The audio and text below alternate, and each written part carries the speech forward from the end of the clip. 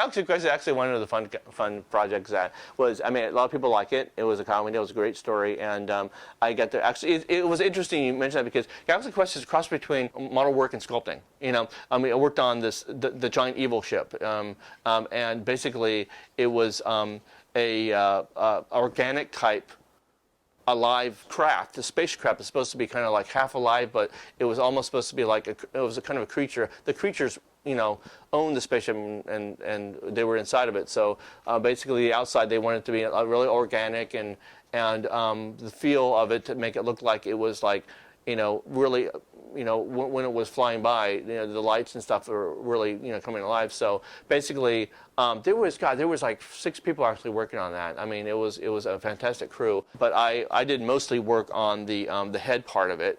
That was it had a huge mouth. It was basically one giant big mouth with a light. You know, I mean, it went inside, and then when it shot and it came alive and really kind of like attacked, it started shooting lights into the torpedoes or whatever what they call it, and then the inside had a big spiral that the lights happened, and it really made the whole thing come alive when it worked. And basically, in the beginning, we were like, okay, this thing's going to be a very organic spaceship that is kind of alive when it's flying, and it needs to have a look of kind of like a textured skin that actually has a very menacing quality to it. So we did a lot of texture, and the mouth was actually kind of interesting and different because it looked like one giant big mouth, and I was able to put like all these little teeth all the way around the edges. And I used a technique that was used a while ago that was like melting some plastic and different kinds of materials to get like a burned kind of like skinny kind of look to it that was actually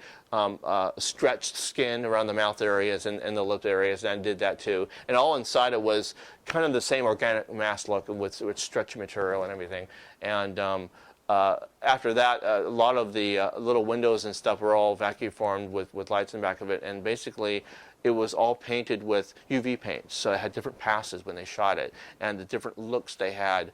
I wasn't on the shooting crew, but think they had several passes where when you see it and all the glowing illuminated UV lighting, because when they wanted to, it gave a sense of being, you know, alive and menacing. So that was painting all that UV painting in a like black light, so you could see the paint that you're putting on. And when the thing was done, they had all these different passes so you could see all the quality of the character and stuff. And it worked out really nice because it really brought the whole thing to life. And the whole body of it too. I mean, it took about like I think about 6-7 people I worked on the top part and the back part. I mean, all over. I mean, there's one neat Cinefex shot of us working on it. It's like, oh, they got to use this one. This is a neat shot. And it came out really neat. There are some other fantastic models in that show, but it was kind of like there's some really good shots at different angles of that thing when they were. I think Ceres ship is what I think his name was that, but we called it the Ceres ship when we were working on it because that was supposed to be the evil name of it.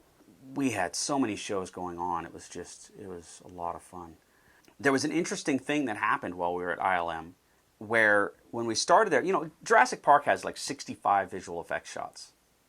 And then movies started coming in, you know, while I was there, that were like 150 effect shots. We're like, wow, holy smokes, that is a lot of effect shots. And not soon after that, next thing you know, it was 300.